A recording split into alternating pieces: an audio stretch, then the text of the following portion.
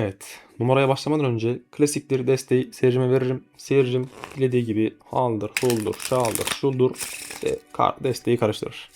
Sonra seyircim desteği bana geri verdiğinde seyircime diyorum ki şimdi ben 2 tane tahmin kartı seçeceğim sana göstermeden. Ama merak etme, birazdan ne olduklarını göreceksin. Evet. Çevirmiş olduğum 2 tane kartı burada görebiliyorsun. 2 tane kart ters, diğerleri aynı.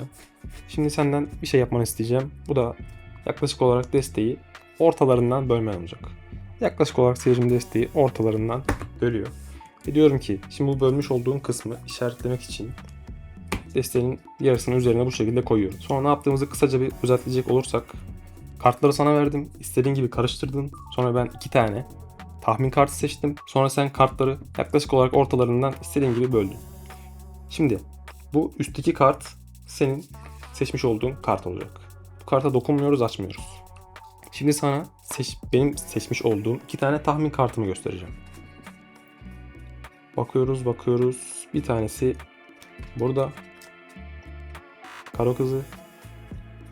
Diğeri de burada.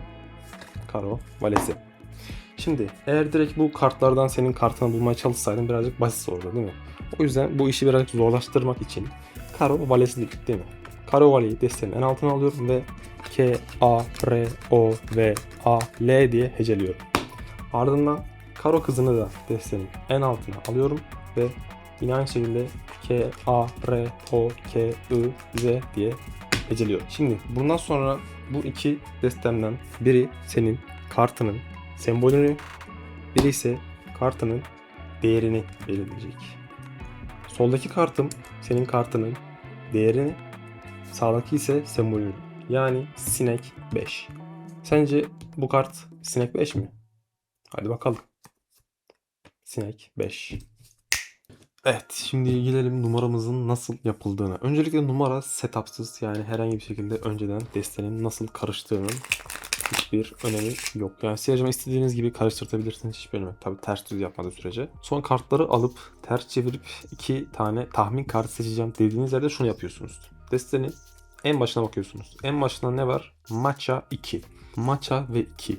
Ben bir matcha 1-2 arayacağım burada. En baştan başlıyorum. Matcha ve 2. Matcha'yı gördüm. Matcha'dan sonraki bir sonraki kartı ters çeviriyorum. Bakın matcha'yı değil, bir sonrakini ters çevirdim. Bir sonrakini ters çevirdim. Sonra ortalara birazcık geçiyorum. Sebebini anlatacağım. Ve 2. 2. 2'den bir sonraki kartı ters çeviriyorum. Sebebini anlatacağım. Şimdi sonrasında seyircimize ne dedik? Yaklaşık olarak ortalardan desteği böl dedik. Yaklaşık olarak ortalardan desteği böldüğünde bakın ne yaptı? Buradan alıp buraya koydu, değil mi? Ben alttaki kalan desteği alıp da diğer destenin üzerine koyacağım. Çünkü ben en üstteki kartın ne olduğunu biliyorum. Maça 2. Ben aslında burada kısmen kart forcelamış oluyorum. Hatta kısmen değil. Evet, kart forcelamış oluyorum. Seyircim aslında seçmiş olduğu kart bu. Ama ben bunu alıp buraya koyuyor. Destenin en üstteki kart. Ben alttaki kalan kısmı üzerine kapatıyorum. Çaktırmadan tabii. Ve aslında kart forcelamış oluyorum. İstediğim kartı seyirciye seçtirmiş oluyorum. Burada birazcık seyirci oyalamak için işte en baştan beri yaptığım şeyi sana anlatacağım. İşte kartları sana verdim, karıştırdım. Ben 2 tane tahmin kartı seçtim. Sonra ortalardan böldün, işaretledik falan filan. Ondan sonra bu kartı kenara çekiyorsunuz, üstteki paketi. Sonra seyircimin seçmiş olduğu kartı, aslında benim seçtiğim kartı alıp göstermeden kenara koyuyoruz. Sonra bu kartı elime alıyorum ve alttaki kalan kısmı da bunun üzerine kapatıyorum. Sonrasında tahmin kartlarımın ne olduğunu seyirciye göstereceğimi söylüyorum. Başlıyorum buradan geçmeye. Karo 5'i gördüm. Karo 5'i gördükten sonra elimdeki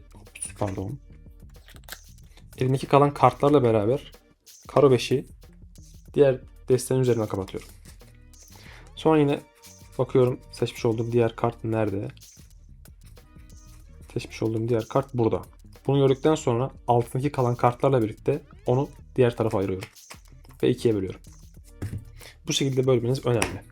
Şimdi az önce dedik ya, bir baştan bir sonlardan ortaları boşluk bırakacak şekilde kartları seçin. Sebebi de seyircime desteği ortalardan böldürürken tam olarak tahmin kartlarımızdan bölmesin diye ve aynı zamanda burada bir miktar kart kalabilsin diye.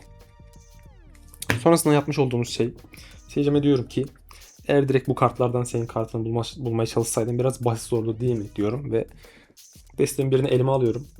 Karo 9 ya. Karo 9'u ters çevirip destenin altına koyuyorum. Sonra diyorum ki Karo 9 diye heceleyeceğim.